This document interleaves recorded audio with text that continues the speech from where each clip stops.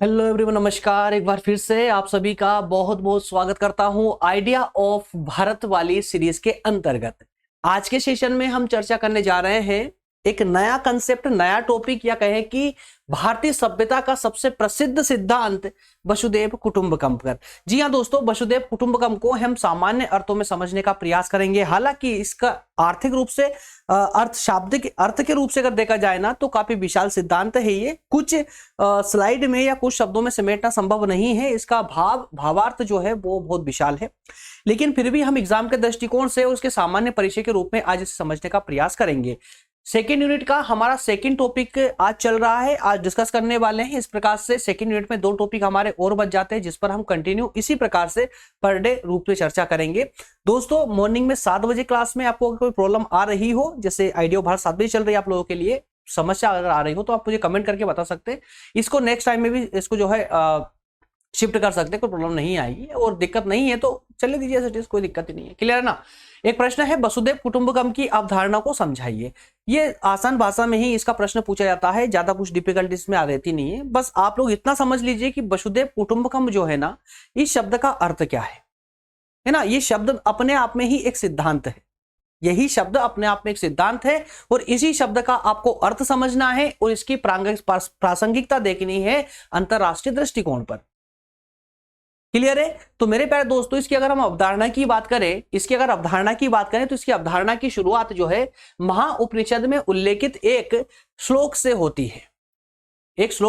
श्लोक को मैं पढ़ने का प्रयास करता हूं।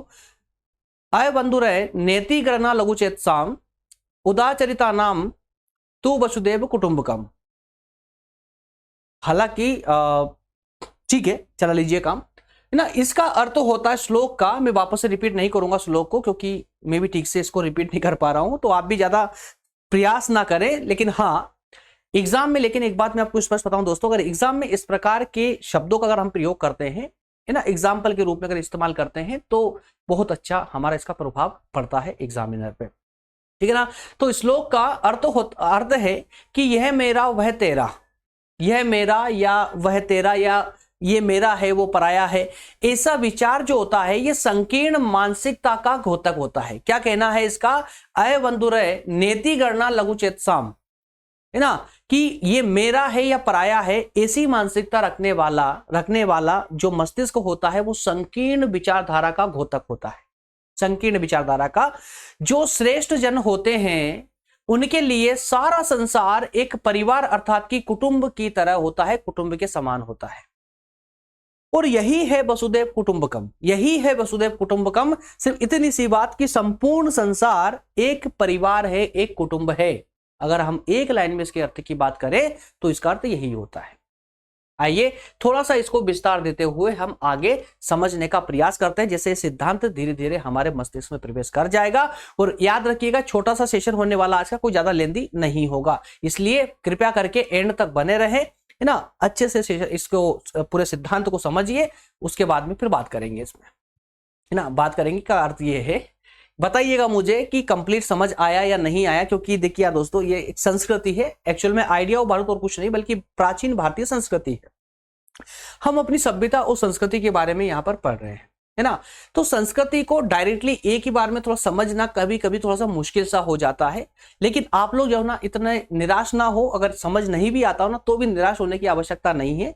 मैं आप लोगों के साथ में बना हुआ ये सीरीज अगर कंप्लीट हो भी जाएगी, फिर भी कहीं डाउट रहेगा तो निश्चित रहे मैं और इसको आसान करके और अलग तरीके से भी इसको लेकर के आऊंगा। और फिलहाल कुछ अलग प्लान चल रहा है, अगर वो सक्सेस हुआ आप लोगों के लिए ही तो और बहुत अच्छा काम हो जाएगा। मैं अभी अनाउंस नहीं करूंगा, क्योंकि अनाउंस कर देता हूं तो वो काम मेरा कभी होता ही नहीं है। चलिए शुरुआत करते हैं अपने आज के सेशन की।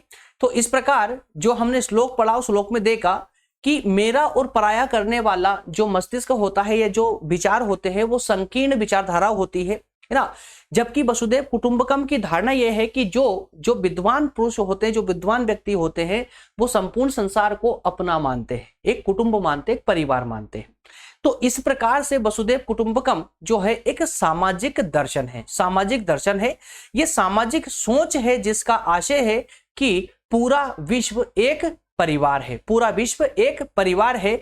इस धारणा के अंतर्गत कहा गया है कि पूरी मानव जाति एक जीवन ऊर्जा से बनी हुई है।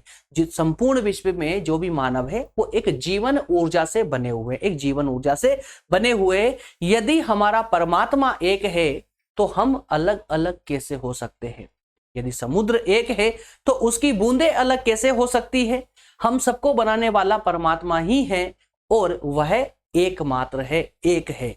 तो इस तरह हम सब भी एक ही परिवार के सदस्य हुए, एक ही कुटुंब के सदस्य हुए, चाहे वो भारतीय हो या अफगानी हो या किसी अन्य देश का हो, चाहे वो यूरोप से हो या एशिया से हो, कहीं से भी हो। संपूर्ण विश्व एक परिवार, एक कुटुंब की तरह है। ऐसा किसका मानना है दोस्तों? हमारे भारतीय सिद्धांत वसुधैव कुटुंबकम का। वसुधैव कुटुंबकम एक संस्कृत अभिव्यक्ति है और इसका अर्थ होता है पृथ्वी, पूरी पृथ्वी एक परिवार है। प्राथमिक शब्द जो है दोस्तों वसुधैव, वसुधैव प्राथमिक शब्द जो है, ये प्राथमिक शब्द वसुधैव कुटुंबकम का जो शब्द है ये तीन संस्कृत के तीन शब्दों से मिलकर बना है। इसका शाब्दिक अर्थ भी आप ये लोग याद कर लीजिएगा, है ना। वसुधैव कुटुंबकम तीन शब्दों से मिलकर बना है, वसुधा, ईवा और कुटुंबकम। यहां पर वसुधा का अर्थ होता है पृथ्वी, वसुधा का अर्थ होता है पृथ्वी, ईवा का अर्थ होता है जुड़े हुए और कुटुंबकम का अर्थ होता है एक परिवार। इस तरह से तीनों को एक साथ मिला देने से इसका अर्थ का भाव निकलता है पूरी पृथ्वी एक परिवार है। क्लियर है? अगर हम आगे बात करें कि वसुधैव कुटुंबकम का इतना महत्व क्यों है, इसकी क्यों आवश्यकता है, तो दोस्तों वसुधैव कुटुंबकम एक भाव है, एक हमारा भाव है जिसमें पूरे समाज को यह बताया गया है कि पूरा विश्व एक परिवार है। फिर चाहे हम भौतिक दृष्टि से देखें या आध्यात्मिक दृष्टि से देखें, दोनों में ही ये स्पष्ट है कि दुनिया के सभी इंसानों में कोई भेद नहीं है। जिस तरह एक परिवार के सभी सदस्य एक दूसरे पर निर्भर होते हैं, ठीक उसी तरह हम भी एक दूसरे पर निर्भर है। और ये ज्ञान हमें सिर्फ और सिर्फ संपूर्ण विश्व में सिर्फ भारतीय सिद्धांत वसुधैव कुटुंबकम के द्वारा प्राप्त होता है। अगर बात करते हैं हम इसकी आवश्यकता की, इसके महत्व की, तो दोस्तों कुछ परिदृश्य ऐसे हैं जहां पर हमें वसुधैव कुटुंबकम के सिद्धांत की प्रासंगिकता अपने आप परिलक्षित होती है, अपने आप इसकी आवश्यकता महसूस होती है। ऐसे कौन कौन से परिदृश्य हैं? अगर हम वर्तमान की बात करें, वर्तमान परिस्थितियों की बात करें और विश्व के संकट की बात करें, तो इसमें भी हमें वसुधैव कुटुंबकम के सिद्धांत की अति आवश्यकता महसूस होती है। वर्तमान में हम आधुनिकीकरण और वैश्वीकरण के समय में जी रहे हैं। धर्म, जाति, संस्कृति जैसे मिश्रित आबादी वाले समाज में हम निवास करते हैं, रहते हैं, जहां पर भय, असुरक्षा, अन्याय, चोरी, भूखमरी, गरीबी, अत्याचार, आतंकवाद, धमकी जैसी कई बुराइयां या कई बुरी परिस्थितियों का हम नित्य प्रतिदिन सामना कर रहे हैं। इस वक्त हम न सिर्फ अपने अस्तित्व को बचाने की लड़ाई लड़ रहे हैं, बल्कि साथ ही साथ में एक ऐसी लड़ाई भी लड़ रहे हैं जहां अपनी मानवता अर्थात कि इंसानों की मानवता ही दांव पर लगी हुई है। तो इस प्रकार के आर्थिक संकट, इस प्रकार के वैश्विक संकट में भी अगर दोस्तों हम बात करें तो आज हमें वसुधैव कुटुंबकम के सिद्धांत की, वसुधैव कुटुंबकम के भाव की परम आवश्यकता है। आज इंसान तमाम परेशानियां झेल रहा है, रिश्तों का मूल्य कम होता जा रहा है। पूरे विश्व को अपने परिवार की नजर से देखना तो बहुत दूर की बात है, लोग अपने परिवार के सदस्यों के साथ ही जो है हित नहीं कर पा रहे हैं, अहित करने से डरते नहीं हैं। लोगों में नैतिकता धीरे धीरे खत्म होती जा रही है, दिलों में संवेदनाओं का स्तर अब और कम होता जा रहा है। लोग सिर्फ अपने फायदे के बारे में सोचते हैं, भले ही उसके लिए किसी भी हद तक जाना पड़े।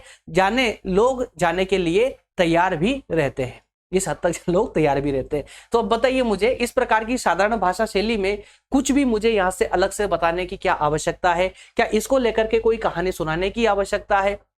मुझे नहीं लगता कि इसके अलावा कुछ भी मुझे समझाने की आवश्यकता है। इसीलिए मैं इसको रीड आउट करते हुए आप लोगों के सामने रखता जा रहा हूं और आपको क्लियर भी होता जा रहा। हाँ, जहां आवश्यकता होगी मैं वहां जरूर बताऊंगा। तो दोस्तों इस पॉइंट का अर्थ ये निकलता है कि वर्तमान की जो हमारी परिस्थितियां हैं और विश्व का जो संकट है, ऐसे समय में हमें वसुधैव कुटुंबकम की बहुत ज्यादा आवश्यकता है। आज संपूर्ण विश्व किस प्रकार की असुविधाओं से या कहें कि किस प्रकार की भयानक परिस्थितियों का सामना कर रहा है, किस प्रकार की अराजकता वाली परिस्थितियों से गुजर रहा है ना। संपूर्ण विश्व में अशांति छाई हुई है। ऐसी परिस्थितियों में अगर वसुधैव कुटुंबकम के सिद्धांत को अपनाया जाता है तो सोचिए पूरी दुनिया ही स्वर्ग से भी सुंदर लगने लगे। इसके लिए बहुत जरूरी है, लेकिन ये इतना आसान भी नहीं है। ये इतना आसान भी नहीं। जहां हम वैश्विक स्तर की बात करते हैं, संपूर्ण विश्व के स्तर की बात करते हैं, पूरी दुनिया की स्तर की बात करते हैं, वहां हमारे स्वयं के परिवार के सदस्यों के लिए ही लोग आज अपने ही सदस्यों के लिए जो है हित नहीं कर सकते, उनके साथ में ही ईमानदारी के साथ नहीं रह पाते, बल्कि अपने लोभ के लिए, अपने लालच के लिए, अपने ही परिवार के लोगों को भी धोखा देने के लिए तैयार रहते हैं, किसी भी हद तक गुजर जाने के लिए तैयार रहते हैं।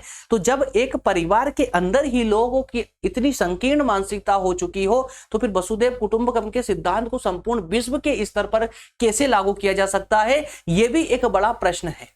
इसीलिए कहा गया है वसुधैव कुटुंबकम की धारणा जितनी महान है, उसको अप्लाई करना उतना ही मुश्किल होगा।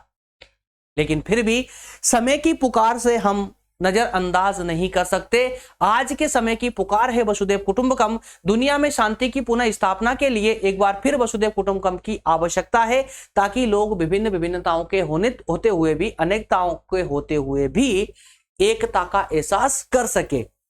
अपने सह अस्तित्व के लिए ऐसी भावना होना बहुत आवश्यक है, अन्यथा एक दिन जाति समाप्ति की कगार पर पहुंच जाएगी। और इस दृष्टि से हम सबको मिलकर वसुधैव कुटुंबकम के ज्ञान को अपनाने की आवश्यकता है। इसीलिए कहा गया है वसुधैव कुटुंबकम को अपनाना ही होगा, अन्यथा विश्व को जो है विनाश की कगार से कोई रोक नहीं सकता है। अगला बिंदु है पूर्वी और पश्चिमी दर्शन में क्या अंतर है। एक बड़ा अंतर देखने को मिलता है पूर्वी अर्थात की यूरोप के दर्शन में, पश्चिमी दर्शन अर्थात की यूरोपीय दर्शन की बात कर रहे हैं, और पूर्वी यूरोप अर्थात भारतीय दर्शन की बात कर रहे हैं, और विशेष करके वसुधैव कुटुंबकम की बात कर रहे हैं, है ना। तो आज हम बहुत खतरनाक स्थिति में जी रहे हैं। आप सभी जानते हैं जहां मानव अस्तित्व को चुनौती खुद मानव ही दे रहा है, मानव के अस्तित्व को चुनौती खुद मानव ही दे रहा है। परिस्थितियां हर पल बदल रही है, हमारी आम जनता परेशान हो रही है, विनाश के लक्षण लगातार जीवन शैली पर नियंत्रण करते जा रहे हैं। जैविक आपातकाल है ना, जैविक आपातकाल का मतलब क्या हुआ, पूरी दुनिया एक जैविक होती जा रही है ना, जैविकता से दूर होती जा रही है। जो हमारी वास्तविकता थी, उस वास्तविकता से हम लोग दूर होते जा रहे हैं। हथियारों की होड़ लगी हुई है, गरीबी के साथ में जनसंख्या बढ़ती जा रही है, भूखमरी, क्रूरता, आर्थिक शोषणता या प्रत्येक प्रकार की बीमारियां आज समाज के साथ में चिपक चुकी है। और ऐसे को लेकर के मनुष्य को मानव जाति के विनाश के वास्तविक कारक आज मनुष्यों को सोचने पर विवश कर रहे हैं। जो कारण मनुष्य के अस्तित्व को समाप्त कर रहे हैं, आज मनुष्य सोचने पर मजबूर है कि क्या वो खुद अपने विनाश को आमंत्रण दे रहा है। वैश्वीकरण, विश्व एक बाजार है। वैश्वीकरण, ध्यान दीजिएगा, पश्चिमी दृष्टिकोण की अगर हम बात करें तो वैश्वीकरण दोस्तों, वैश्वीकरण मतलब पश्चिमी देशों के लिए वैश्वीकरण अर्थात कि विश्व मात्र एक क्या है, बाजार है। जबकि हम बात करते हैं परिवार की और पश्चिम बात करता है बाजार की, है ना। लोगों का मतलब केवल लाभ तक है। यह वैश्वीकरण का वक्त है, जिसका अर्थ घटते मानवीय मूल्यों के कारण भ्रष्टाचार, संघर्ष और हिंसा इंसानी मूल्यों से ज्यादा आज धन आवश्यक हो चुका है। इंसानी मूल्य धीरे धीरे समाप्त होते जा रहे हैं।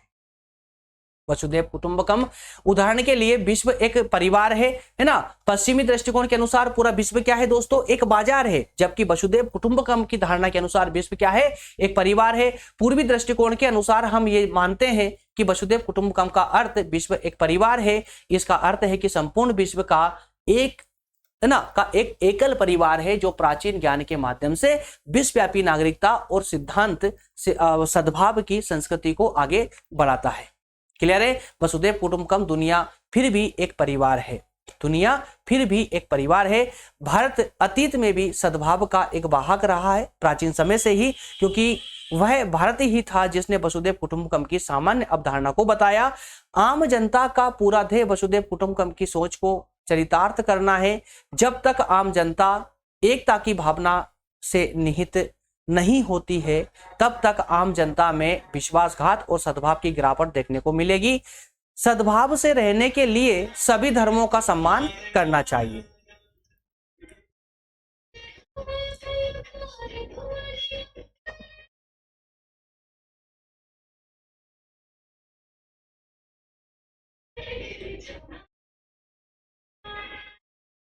क्लियर दोस्तों? तो इस प्रकार से नेक्स्ट हमारा सेशन होगा राजनीति और शासन पर। क्लियर है? अगला सेशन होगा राजनीति और शासन पर। मिलेंगे अगले सेशन में। फटाफट आगे बढ़ना पड़ रहा है, साउंड स्टार्ट हो चुका है इस कारण से। चलिए थैंक यू दोस्तों। और हाँ, 9 बजे वाली क्लास कंटिन्यू रहेगी आज भी, ठीक है ना? चलिए थैंक यू।